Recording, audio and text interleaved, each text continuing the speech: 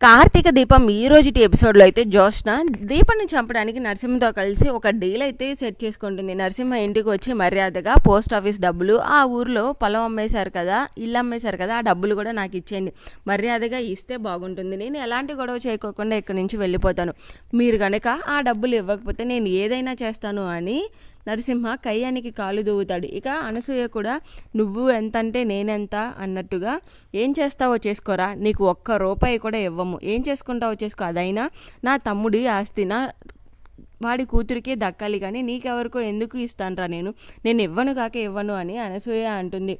ఇక అనసూయ కోపాన్ని చూసిన తర్వాత నరసింహ అప్పుడు డిసైడ్ అవుతాడు, వాళ్ళ అమ్మ కూడా తనని కత్తిపీట పెట్టి పీక పరాపరా కోసేస్తుందన్న భయంతో. దీప కోపం, వాళ్ళ అమ్మ కోపం చూసిన తర్వాత నరసింహ డిసైడ్ అవుతాడు, వీళ్ళని ఇలా కాదు వేరే రూట్లో దెబ్బ కొట్టాలి అని అనుకున్నారు. ఒక్కడు గుర్తుంచుకోండి, మీ దగ్గర నుంచి ఆ డబ్బులు లాక్కోకుండా నేను ఎక్కడికి వెళ్ళను అని చెప్పి అక్కడి నుంచి వెళ్ళిపోతాడు, వాళ్ళకి వార్నింగ్ ఇచ్చేసి. రోడ్డు మీద వెళ్తున్న నరసింహను జ్యోత్స్న చూసి వెళ్ళి కారు ఆపుతుంది. ఏంటమ్మా ఏంటి, నీకు కూడా నేనే అడ్డమయ్యానా అని నరసింహ అంటుంటే, లేదు నేను నీతో మాట్లాడడానికి వచ్చాను, వాళ్ళందరూ అంత చీకొట్టారు కదా నిన్ను అని జ్యోత్స్న అయితే చులకనగా మాట్లాడుతున్న.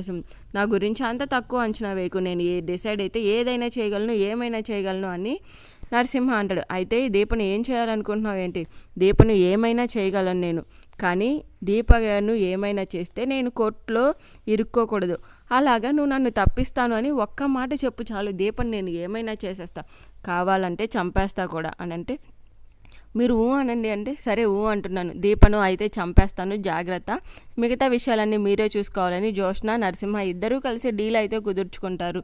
జ్యోత్స్న దీపను చంపేయడానికి కూడా ఒప్పుకుంటుంది. మరోవైపు నరసింహ వచ్చాడని చెప్పి శౌర్య బాధపడుతూ ఉంటే, శౌర్యకు గుండె సంబంధిత సమస్యలు ఉన్నాయని వాడిని చూస్తే ఇంకాస్త భయపడుతుందని చెప్పి నరసింహ జోలికి రాడు అని శౌర్యకు నచ్చ చెప్పి వాళ్ళ నానమ్మ చాలా జాగ్రత్తగా చూసుకుంటుంది. మరోవైపు ఇంట్లో వాళ్ళందరినీ పిలిపిస్తుంది జ్యోత్స్న. ఎందుకు ఇప్పుడు అందరినీ పిలిపించావు అని అందరూ అడుగుతూ ఉంటే, బావేగా మొన్న డైరెక్ట్గా పెళ్ళికి ముహూర్తం పెట్టించమన్నాడు, అందుకే పంతులు గారిని పిలిపించాను అని చెప్పి జ్యోత్స్న ట్విస్ట్ ఇస్తుంది. కానీ ఇంట్లో వాళ్ళందరూ జ్యోత్స్న కార్తీక్ల పెళ్ళి ఎప్పుడెప్పుడు జరుగుతుందా అని ఎదురు చూస్తున్నారు కాబట్టి ఈ విషయానికి అంతగా రియాక్ట్ అవ్వరు. ఇక పంతులు గారు పెట్టిన ముహూర్తం గురించి అందరూ ఆలోచిస్తారు. వీళ్ళిద్దరు పెళ్ళికి 2 రోజుల్లోనే ముహూర్తం ఉందని, ఈ ముహూర్తం దాటితే మరో 6 నెలల పాటు కుదరదు అని చెప్పేస్తాడు. ఇదంతా కూడా ముందుగా జ్యోత్స్న పంతులు గారితో మాట్లాడుతుంది. తను చెప్పినట్టుగానే చెప్పమంటే పంతులు గారు యాస్టీస్ అలాగే పొల్లుపోకోకుండా చెప్పేస్తాడు. జ్యోత్స్న చెప్పినట్టుగా ఇంట్లో వాళ్ళందరూ 2 రోజుల ముహూర్తానికైతే ఒప్పుకుంటారు. కార్తీక్ కూడా జ్యోత్స్నను పెళ్లి చేసుకోవడానికి ఒప్పేసుకుంటాడు.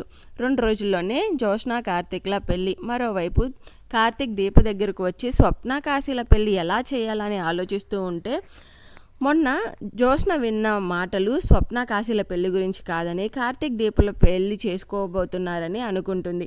ఇక కార్తీక్ మాటల్లో ఖచ్చితంగా వాళ్ళిద్దరూ పెళ్లి చేసుకుంటున్నారని, దీపకి నేనే ట్విస్ట్ ఇచ్చానని జ్యోత్స్న అనుకుంటుంది. కానీ దీప తన గొయ్యి తానే తవ్వుకుంటుందని చెప్పి జ్యోత్స్న ఫీల్ అవుతూ ఉంటుంది. కానీ జ్యోత్స్నే తన గొయ్యి తాను తవ్వుకుంటుందని ఎప్పటికి తెలుసుకుంటుందో ఏంటో. మరోవైపు కార్తీక్ దీప ఇద్దరు మాట్లాడుకుంటూ ఉండగా, నువ్వు ఇక్కడే ఉంటావని నాకు తెలుసు బావా, నీకు దీప అంటే అని ఆగి, తనకి గౌరవం ఎక్కువ దీప నువ్వంటే అని చెబుతుంది. ఇంతకీ అసలు విషయం చెప్పావా చెప్పలేదా అని అడుగుతుంది. ఏంటి అసలు విషయం అని చెప్పి కార్తీక్ అడిగితే, మన ఇద్దరి పెళ్లి గురించి బావా, అంత త్వరగా మర్చిపోయావా ఏంటి, 2 రోజుల్లోనే కార్తీక్కి నాకు పెళ్ళి అని జ్యోత్స్న అయితే దీపతో చెప్తుంది.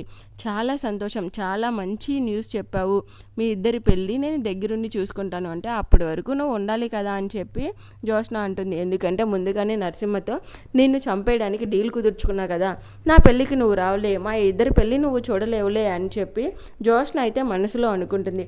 ఇక దీపకు ఏమీ కాకుండా కార్తీక్ ఎలా కాపాడుతాడు, ఏం చేస్తాడు అనేది చూడాలి. ఇది ఈరోజుటి episode review. Please like and share. Thank you.